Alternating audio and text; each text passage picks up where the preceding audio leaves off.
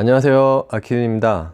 지난 시간에 올렸던 수능을 끝낸 수험생들에게 전하는 메시지에 이어서 이번엔 졸업을 앞둔 건축학과 또는 건축공학과 학생들에게 한번 이야기를 해보려고 합니다. 벌써 12월이니까 제가 알기로 메이저 설계 회사들, 큰 회사들 있죠? 정림, 희림, 해안, 건원 뭐 이런 사무실들은 거의 공채가 끝났을 것 같아요. 그리고 내년 2월까지는 그 외에 이제 나머지 설계 사무실들, 뭐 중규모, 소규모 이런 설계 사무실들이 채용을 계속 할 것 같습니다. 그래야 이제 3월부터 정직원으로 해서 다닐 수가 있겠죠. 물론 회사 사정에 따라서 채용되는 즉시 뭐 다닐 수도 있죠.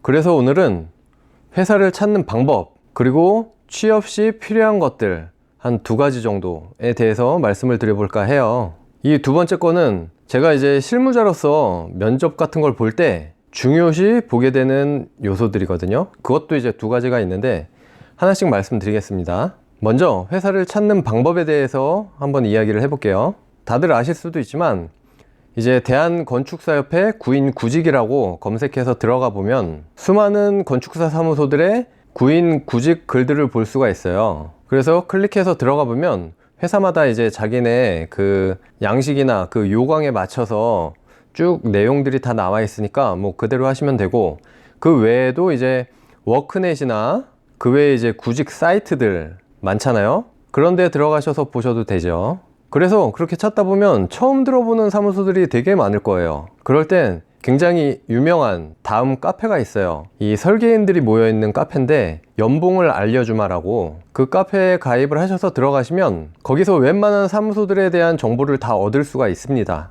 뭐 대략의 연봉이나 근무 환경, 그리고 분위기 등등 뭐 여러 가지를 알 수가 있습니다. 또 그 사무실이 좋으면 왜 좋은지, 안 좋으면 왜 안 좋은지, 그리고 면접을 실제로 보고 난 후기 같은 것도 많이 올라와 있고요. 저도 최근엔 들어가 보지 않았지만 지금쯤이면 훨씬 더 많은 정보가 쌓여 있을 것 같아요. 뭐 일단 여기까지는 건축학과 학생들이라면 다들 알고들 계실 거예요. 혹시나 해서 말씀드린 거고요. 그렇게 해서 이제 지원을 하고 싶은 설계사무소들을 고르실 텐데요. 저도 처음엔 그랬지만 아마 대부분의 학생들이 처음엔 연봉을 먼저 보실 거예요.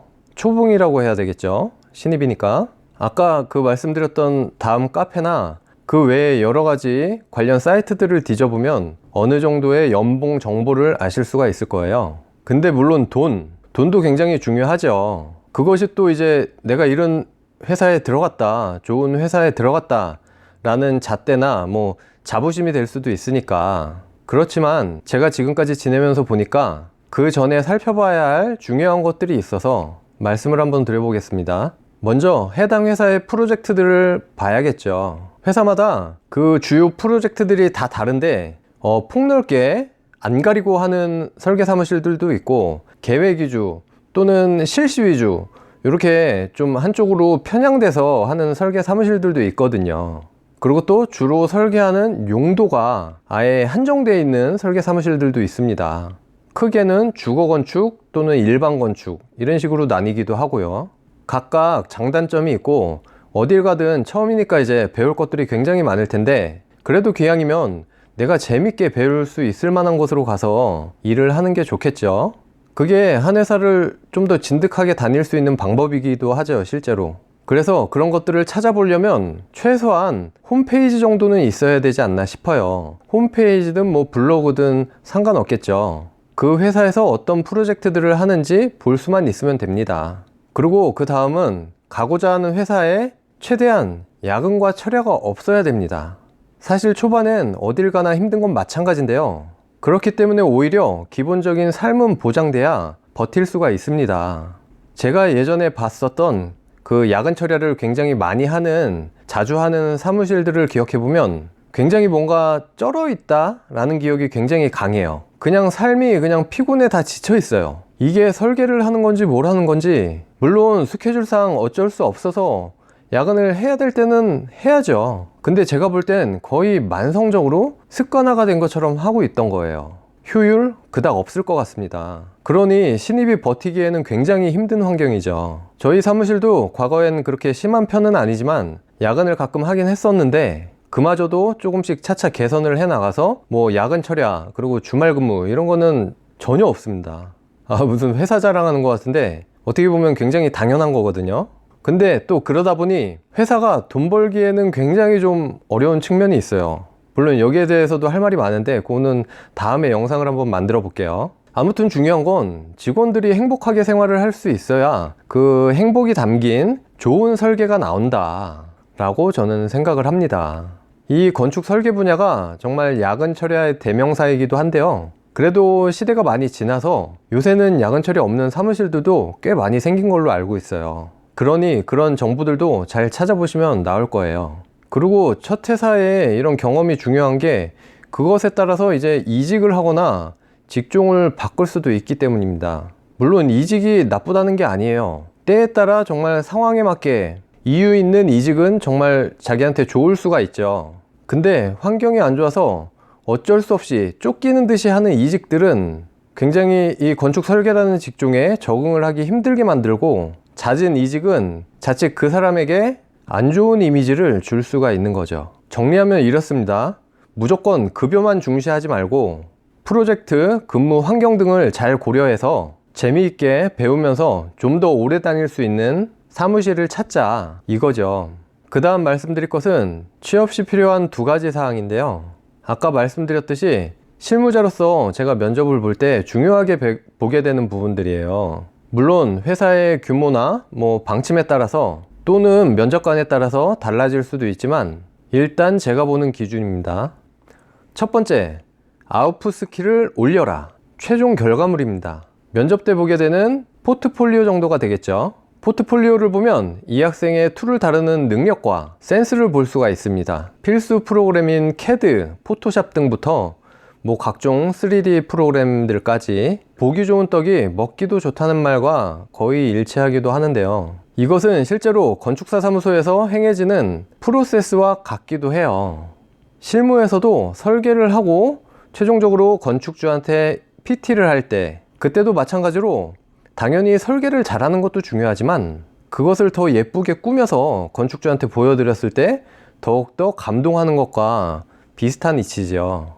설계안만 좋으면 됐지 꾸미는 게 뭐가 중요하냐, 이렇게 얘기할 수도 있겠지만 제가 볼 때는 그렇지 않습니다. 건축주분들은 시각적인 끌림에 영향을 많이 받을 수밖에 없고, 이것은 곧 수주를 하느냐 마느냐의 문제로까지 발전을 하게 됩니다. 그렇기 때문에 회사에서 채용을 할 때 이런 기본 설계 능력도 보지만 이런 아웃풋 능력까지 종합적으로 보게 되는 겁니다. 가끔은 이런 아웃풋 능력에 중점을 두기도 해요. 사실 입사를 하고 나면 매일매일이 거의 전쟁터나 다름없고 완전 시간이 금이기 때문에 새내기 사원이 설계를 하기에는 무리가 있어요. 시간이 지나면서 실력이 늘어감에 따라서 자연스럽게 작은 프로젝트에 대한 기회는 주어지긴 하죠. 그러나 처음에는 진짜 거의 할 수 있는 게 없다고 봐도 무방해요. 물론 학교에서도 계획강론을 배우고 그를 토대로 여러 가지 프로젝트들을 진행하기도 하는데 상식적으로 실무에 와서 그것들을 바로 활용할 수는 없겠죠.